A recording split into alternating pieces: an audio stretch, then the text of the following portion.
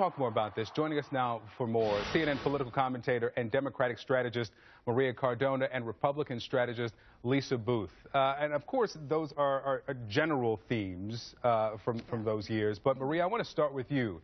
Have voters tired of the professorial, nuanced approach, and they want a tough-talking Donald Trump? I mean, Chris Christie's campaign slogan is telling it like it is. He's not saying anything in that statement, but telling it like it is. Well, it's interesting, Victor, because elections are about the future. Voters are looking for candidates who are going to tell them what they are going to do for them and for their families, to make sure that they have a secure future, to make sure that they're going to be able to make ends meet, and then to make sure that they'll be able to succeed, not just for themselves, but for their children and for their grandchildren, frankly. And so I think what you're seeing right now is the early polls really don't matter, because if you remember in 2008, in Iowa, you had Huckabee actually won. And in 2012, Rick Santorum won the Iowa presidential primary. So, those are definitely important contests. And what you're seeing is that Donald Trump is surging. But I think he's surging because he is talking to a very important but very loud and extreme sliver within the Republican primary that is older, that is whiter, and that is certainly angrier, I think, than the rest of the electorate. So I do think that it's dangerous for Republicans, though, to keep quiet about Donald Trump's comments, because it's going to continue to cement this perception that the Republican Party is a party that is anti-immigrant, that is anti-Latino, that is anti-multicultural, and that is anti-progress. And that is what voters are looking for their candidates, is progress for the future. So, Lisa, I want you to listen to some of how the GOP presidential candidates have reacted to Trump's statements about Mexican immigrants. Watch. I don't think Donald Trump's remarks reflect the Republican Party.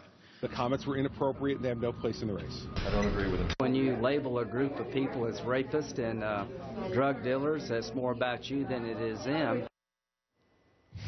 Are those responses strong enough? I mean, if they want to cast themselves as straight talkers, telling it like it is, they've got to offer more than these kid-gloved statements in reference to Trump, right?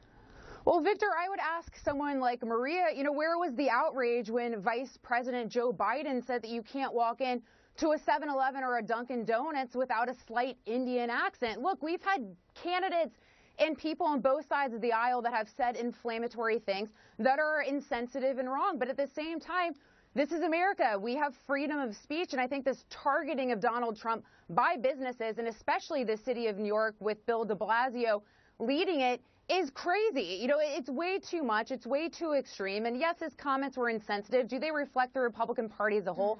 Absolutely not. So insensitive is the way you would describe his comments? I mean, is that as far as you would go? Well, I would say they're inflammatory. But look, it's also, we have freedom of speech here. And where was the outrage in response to comments that Vice President Biden has made? But look, the only reason that Donald Trump is surging, so to speak, right now, and I wouldn't even say that, is because he has incredibly high name ID. Look, at this point in 2011, Michelle Bachmann was polling at 17%.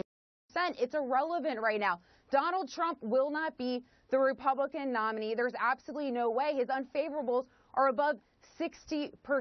So look, he's not going to be the Republican nominee. And I think this outrage and the amount of attention that he's garnered is ridiculous. Maria. Well, here, that exactly, I think, underscores the danger that I was talking about. When Republicans start to dismiss or try to excuse Donald Trump's comments, hang on, Lisa.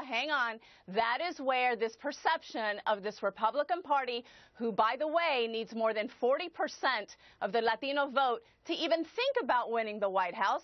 Mitt Romney got 27%. John McCain got 31%. They never got close to winning the White House. Do you really think that if Republicans continue to dismiss these comments as either not being serious from a candidate who's not serious, or, like Lisa says, they're ridiculous comments, do you really think that Latinos are going to ever take any one of the nominees or any one of the candidates that are coming out of the Republican Party seriously? Okay. Hang on, Lisa. Hold on. Lisa, hang on. And Lisa, hang on. You'll get the last word here. Go ahead.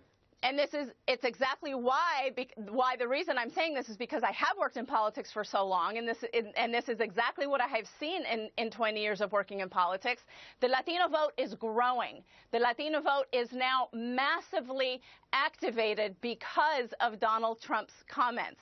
They are going to go after him. They're going to go after the Republican Party for not saying anything that is strong enough to dismiss these comments and for continuing to use Latinos and immigrants and, frankly, the multicultural population that is growing in this country as a punching bag. It's just not going to happen anymore. And so Republicans really need to be careful. Where was the hole? Lisa, you get the last word. Go ahead. No, but where was the outrage when you have someone like Vice President Biden who has said derogatory and racist remarks? Where was the outrage there? It only exists when those comments are made on the right, and that is wrong. But look, nobody's defending Donald Trump's comments. And look, you just are defending his comments, Lisa. Hold on, Maria. Let Lisa finish. Obviously, the Latino vote is incredibly important, and nobody's saying otherwise. But look, if you look at polling, the issues that Latinos care about the most are jobs. They care about education. I think those are issues that Republicans are going to lead strongly with.